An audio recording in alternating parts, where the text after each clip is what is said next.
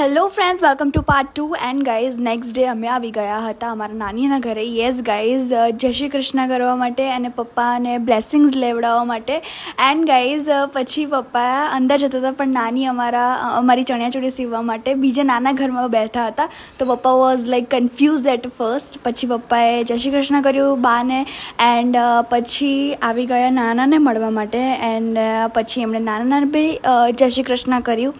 And પછી એ લોકો વાતો કરવા માંડ્યા અને અમે આવી ગયા અમારી બીજી બર્થડે ગર્લને ઉઠાડવા માટે. Yes guys, and she was so sleepy અને અમે એની માટે ગિફ્ટ લઈને આવ્યા હતા, વન બ્યુટિફુલ વ્હાઇટ ડ્રેસ એની માટે. બટ બાબુ એટલી ઊંઘમાં હતી અને એટલી ક્યુટ લાગતી હતી ગાઈઝ, જસ્ટ કોઈ નજર ના લગાવતા.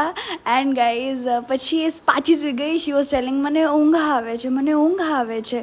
બટ અમે જેમ તેમ એને ઉઠાડી, કઝ એને જવાનું હતું એના મમ્મા જોડે. યસ ગાઈઝ, અને અમારા ત્યાં મેળો હતો એટલે બહુ સેલિબ્રેશન ના થયું, બટ સ્ટીલ અમે આ નાની હેપીનેસને લઈને જ સેલિબ્રેટ કરી લીધી.